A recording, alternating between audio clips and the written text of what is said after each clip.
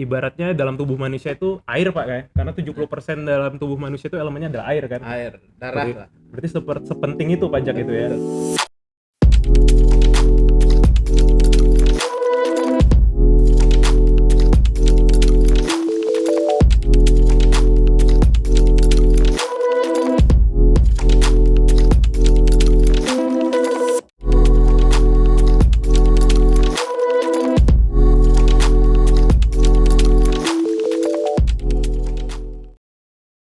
Assalamualaikum warahmatullahi wabarakatuh. Salam sejahtera, Om Swastiastu, Namo Buddhaya, salam kebajikan. Kita bertemu lagi di episode Tanya Pajak Taman Sari, atau kalau disingkat TPT. Pada kali ini kita akan membahas tentang mungkin topik yang dianggap membosankan, yaitu pajak.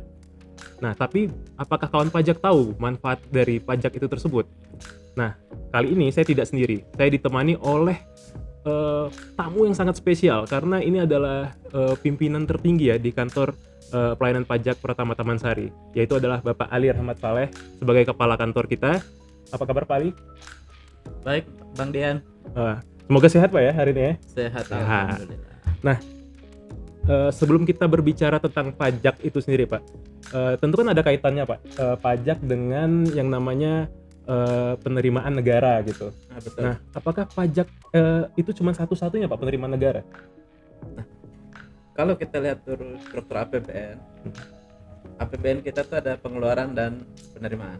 Nah, penerimaan itu selain dari pajak, ada juga komponen non pajak seperti dari penerimaan negara bukan pajak, kemudian dari hasil royalti sumber daya alam, kemudian ada juga penerimaan dari utang, tapi yang terbesarnya adalah dari pajak. Oh, berarti yang terbesar untuk sumber APBN kita itu dari pajak Pak ya? Betul. Seperti kayak ibaratnya dalam tubuh manusia itu air Pak ya? Karena 70% dalam tubuh manusia itu elemennya adalah air kan? Air, darah lah. Berarti sepenting itu pajak itu ya? Betul. Nah, kalau misalnya nih Pak, ada masyarakat atau wajib pajak yang bertanya, sebenarnya pengertian pajak itu apa sih sebenarnya gitu? Nah, kalau pajak itu kita kembalikan lagi dalam definisi di undang-undang, ketentuan undang tata perpajakan. Pajak adalah kontribusi wajib yang terutang oleh orang pribadi atau badan yang dapat dipaksakan dan digunakan sebesar-besarnya untuk kemakmuran rakyat. Berarti poinnya tadi saya tangkap nih, pajak itu digunakan sebesar-besarnya untuk kemakmuran rakyat Pak ya? Betul. Nah, kalau diperuntukkan untuk kesejahteraan rakyat, berarti kan ada manfaat dari pajak itu sendiri Pak ya? Manfaatnya itu contohnya seperti apa nih Pak, manfaat pajak itu? Nah, manfaat pajak kita bisa rasakan, pertama kita bisa ke sekolah dengan aman, kita bisa bekerja dengan baik karena kita mendapat rasa aman karena ada tentara yang digaji, Iya, benar, polisi benar. yang digaji dari uang pajak. Kemudian kita bisa mendapatkan fasilitas subsidi kesehatan, pendidikan dan seterusnya, itu adalah bagian dari pajak. Kemudian kalau kita lihat sekarang infrastruktur kita pembiayaannya dari pajak. Berarti bisa disimpulkan selain yang tadi kayak infrastruktur itu kan yang visible Pak ya, yang terlihat Betul, di depan mata, tapi mungkin yang banyak masyarakat tidak sadari itu yang tidak visible-nya itu yang tidak betul. terlihat, karena sebenarnya kehidupan kita berjalan normal biasa-biasa aja itu sebenarnya manfaat dari pajak Pak ya. Betul. Karena kalau tiba-tiba nggak ada pajak, nggak ada tentara, nggak ada polisi, ya kita bisa lihat kartel narkoba setiap hari tembak-tembakan di jalan betul. raya gitu ya. Kita mau sekolah, kita mau kerja itu merasa tidak aman gitu ya Pak ya. Rasa aman itu karena ada tentara, polisi yang menjaga yang diterima dari pajak. Iya benar, karena adanya regulasi dan adanya penegak hukum tersebut, jadinya negara itu berjalan seperti ya normal ya. Betul. Seperti normal, kita bisa melakukan aktivitas secara normal, nggak kayak di Somalia mungkin ya, yang dicap sebagai failed country gitu. Makanya kita bersyukur hidup di Republik Indonesia. Iya benar Pak, benar. Nah, kalau kita bicara pajak, tentunya kita juga berbicara tentang yang namanya institusinya, institusi penghimpun dari penerimaan pajak ini sendiri, yaitu Direktorat Jenderal Pajak. Nah, menurut Pak Ali itu apa sih sebenarnya upaya ya dari Direktorat Jenderal Pajak itu sendiri untuk menghimpun pajak yang akan dijadikan sebagai sumber utama APBN kita? Karena saya ngeliat tuh di sosial media nih Pak, orang pajak itu kerjanya apa sih katanya, orang cuman duduk-duduk aja juga nanti masyarakat bayar pajak katanya gitu. Nah, betul. Nah sebenarnya tuh upaya dari Direktorat Jenderal Pajak itu seperti apa untuk menghimpun pajak negara ini? Apakah kita di kantor itu santai-santai aja Pak? Nah, betul. Jadi pertama kita lihat bahwa sistem pemungutan pajak negara kita ini kan self assessment. Wajib pajak itu diberi kepercayaan untuk menghitung, perhitungkan, melapor, membayar sendiri kewajiban perpajakannya. Nah, di mana tugas Direktorat Jenderal Pajak? Kita lihat tadi definisi awal pajak itu adalah salah satunya dapat dipaksakan. Jadi untuk membuat masyarakat itu patuh, ada Direktorat Jenderal Pajak. Jadi tindakan dilakukan oleh Direktorat Jenderal Pajak itu mulai dari edukasi, bagaimana kita mengedukasi masyarakat agar membayar pajak sesuai dengan kewajibannya, kemudian sampai ke tingkat yang lebih lanjut kita lakukan penegakan hukum. Jadi itu secara bertahap kita lakukan edukasi sesuai dengan self assessment. Kalau wajib pajak misalnya ada data, wajib pajak akan disuratin, ada surat cinta dari Direktorat Jenderal Pajak yang bahwa sering ada di sosmed ya, surat betul, cinta ya, untuk mengingatkan bahwa ini loh ada data di Direktorat Jenderal Pajak, kita klarifikasi. Kemudian tahap berikutnya kalau memang klarifikasinya oke, wajib pajak bisa melakukan pembetulan sendiri, bisa melakukan sesuai dengan prinsip self assessment tadi. Tapi kalau tidak dilakukan, nah bisa Direktorat Jenderal Pajak melakukan tindakan misalnya untuk penegakan hukum melalui proses pemeriksaan sampai ke yang lebih tinggi sampai gitu. Oh seperti itu ya. Jadi menarik sekali ya kawan pajak, karena mungkin bagi masyarakat awam yang mungkin sebenarnya jarang bersinggungan dengan Direktorat Jenderal Pajak pasti mikirnya Direktorat Jenderal Pajak tuh cuma menagih gitu, terus ngasih surat ini untuk dibayar pajaknya seperti itu ya, untuk lebih ke aspek pemaksaannya lah gitu ya kalau bagi masyarakat umum. Padahal tadi disebutkan juga ada yang namanya tugas kita dalam pelayanan dan edukasi. Nah seperti siniar pada kali ini itu sebenarnya salah satu contoh dari upaya Direktorat Jenderal Pajak untuk melakukan edukasi kepada masyarakat. Selain dari edukasi seperti podcast dan siniar, kawan pajak juga bisa follow akun-akun dari media sosial Direktorat Jenderal Pajak. Di situ kita memberikan edukasi dengan cara memposting informasi-informasi yang berguna terkait dengan perpajakan. Ada juga kita melakukan yang namanya kelas pajak. Nah, itu jadwalnya bisa Bapak dan Ibu lihat di sosial media kita. Kita akan update setiap kita mau melakukan kelas pajak, kita akan update kapan jadwal dari kelas pajak tersebut. Di situ kita akan memberikan informasi-informasi baik yang terkini ataupun yang mungkin sudah lama, tapi untuk refreshment kepada wajib pajak agar wajib pajak bisa lebih memahami kewajibannya dalam membayar pajak. Nah, ini terkait dengan pelayanan dan edukasi tadi nih Pak ya. Itu gratis ya sih Pak sebenarnya? Pada prinsipnya semua pelayanan di Direktorat Jenderal Pajak itu diberikan secara gratis, tidak ada yang bayar. Semuanya gratis. Kalau ada yang minta pembayaran berarti itu nggak benar. Oh, ilegal berarti ya kalau yang pembayaran itu ya. Kita membayar ke wajib pajak yang melaporkan misalnya lebih bayar, hak wajib pajak kita bayar kepada wajib kita pajak. Kembalikan ya, kalau dia kembalikan. ada lebih bayar kita kembalikan Betul. kepada wajib pajak ya. Seperti itu. Berarti kan kalau misalnya tadi dikatakan kalau ada pungutan terkait misalnya mau buat NPWP 50.000 gitu, berarti itu ilegal sebenarnya. Nah, itu ilegal. Itu kalau dilaporkan saja. Iya, dan misalnya konsultasi ke kantor pajak terus ditarifin sejam 100.000, berarti itu ilegal. Nah, kalau ternyata nih Pak, ya ini amit-amit Pak ya, karena kan kita nggak bisa bilang kita semua ini suci ya.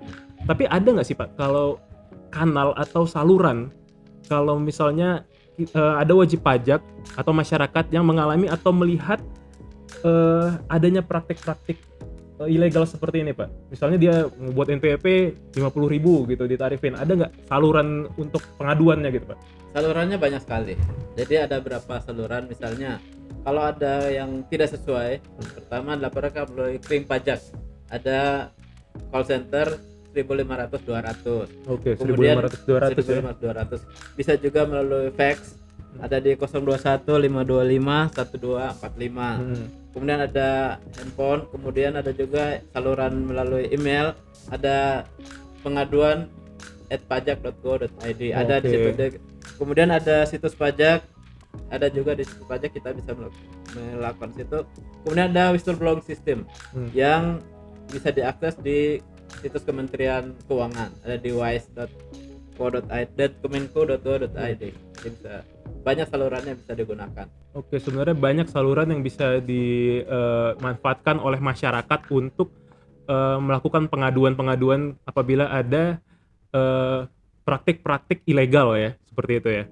Bisa juga satu lagi menghubungi kantor pelayanan pajak terdekat, jadi bisa juga diselap. Oh, bisa juga misalnya untuk kawan pajak yang berada di lingkungan Kecamatan Taman Sari, itu bisa melakukan pengaduan di KPP Pertama Jakarta Taman Sari. Nanti akan diarahkan kepada petugas yang berwenang untuk melakukan pengaduan tersebut. Nah, kalau misalnya nih Pak, ada wajib pajak yang mau datang untuk berkonsultasi nih ke kita nih. Ya. Untuk berkonsultasi dia untuk ini. Apakah bisa langsung atau melakukan perjanjian dulu atau bagaimana nih Pak? Kalau pada saat COVID, karena dibatasi karena pandemi COVID kemarin, kita batasi jadi harus mulai daftar dulu. Kalau sekarang sebenarnya bisa langsung aja. Bisa langsung aja ya. Atau kalau memang tidak bisa tadi bisa melalui kring pajak 1.500-200 juga bisa langsung. Bisa. Tapi kalau mau datang langsung kita layani dengan juga senang ya. hati. Jadi pada kawan pajak ya kami di Direktur Jenderal Pajak terutama di KPP Pertama Jakarta Taman Sari sangat open ya, sangat welcome untuk Bapak dan Ibu. Kalau misalnya ada kendala dalam pelaporan perpajakan atau penghitungan pajak, itu silakan saja datang ke KPP Pertama Jakarta Taman Sari di hari kerja di pukul 8 sampai pukul 16. Itu adalah jam layanan. Di jam layanan itu Bapak dan Ibu silakan saja datang. Kalau misalnya untuk bertanya dan lain-lain silakan saja bilang saja ke security atau ke resepsionisnya mau ke helpdesk gitu untuk melakukan konsultasi. Nanti di situ ada petugasnya yang akan memberikan informasi kepada Bapak dan Ibu. Bapak dan Ibu juga bisa bertanya saat ada kelas pajak. Nah, di kelas pajak itu biasanya kita akan memberikan informasi, kemudian kita akan membuka sesi tanya jawab. Di situ Bapak dan Ibu bisa bertanya mengenai permasalahan yang Bapak Ibu alami di saat administrasi perpajakannya gitu. Betul sekali. Nah, jadi bisa langsung ke helpdesk atau mungkin karena di kantor pajak kan ada namanya account representative. Bisa juga kalau memang masalahnya langsung dikonsultasikan dengan AR, account representative bisa juga. Ya, berarti kalau misalnya permasalahannya agak spesifik ya tentang transaksi yang dilakukan oleh wajib pajak, bisa langsung ke account representative. Untuk account representative itu sebagai informasi adalah sebagai pengawas yang mengawasi kewajiban perpajakannya wajib pajak. Jadi kalau misalnya memang agak spesifik pertanyaannya mengenai transaksi-transaksi bisa langsung ke akun representatifnya. Untuk nomor akun representatif jadi bisa ditanyakan di helpdesk, nanti akan diberikan nomornya yang bisa dihubungi saat jam kerja. Seperti itu. Nah, ada satu pertanyaan lagi nih Pak. Ini saya lihat spanduknya ada di mana-mana, terus di media sosial juga banyak banget nih Pak tentang masalah NIK menjadi NPWP. Nah, sebenarnya implementasinya itu seperti apa sih Pak? Apakah nanti NPWP itu akan dihapus atau bagaimana? Dan bagaimana kalau misalnya ada orang yang baru bekerja nih tahun ini nih, apakah dia perlu buat NPWP atau ya udah kan udah ada NIK nih, ngapain buat NPWP? Gimana sih Pak? Ini mekanismenya itu saya kurang paham dengan itu tuh. Siap Bang Billy. Jadi mengenai NIK dan NPWP ini merupakan amanat dari Undang-Undang Harmonisasi Peraturan Perpajakan.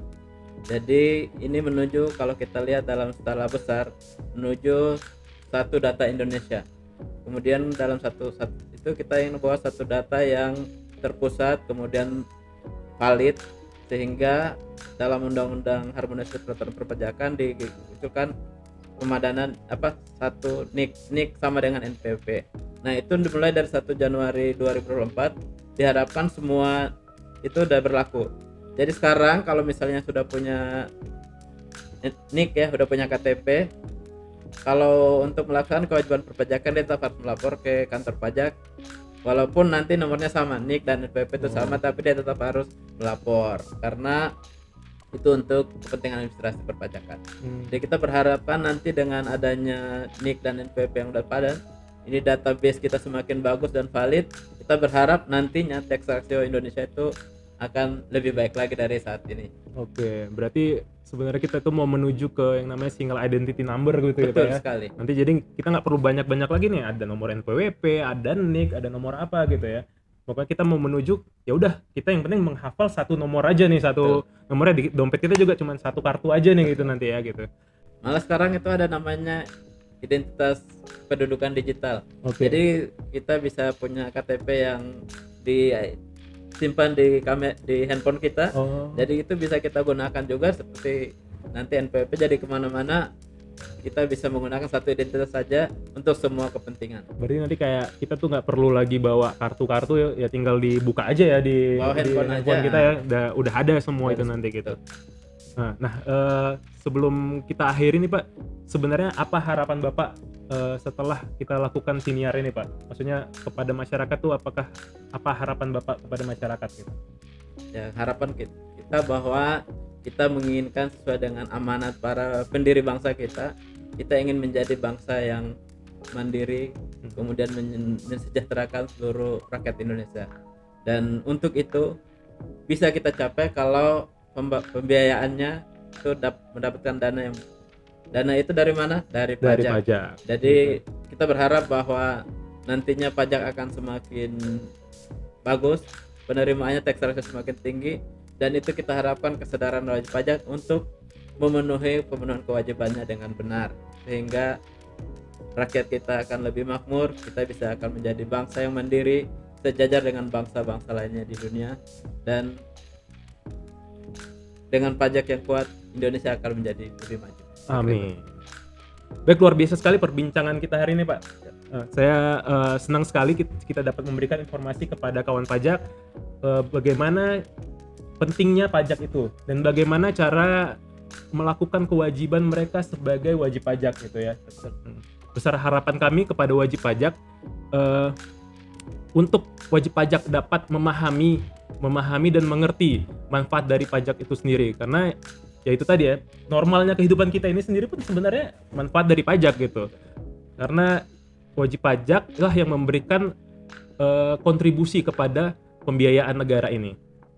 Nah, kami dari Direktorat Jenderal Pajak senantiasa melakukan edukasi agar wajib pajak mengerti tentang administrasi perpajakan, karena dengan pajak kuat Indonesia maju. Sampai jumpa di episode selanjutnya. Wassalamualaikum warahmatullahi wabarakatuh. Waalaikumsalam warahmatullahi wabarakatuh.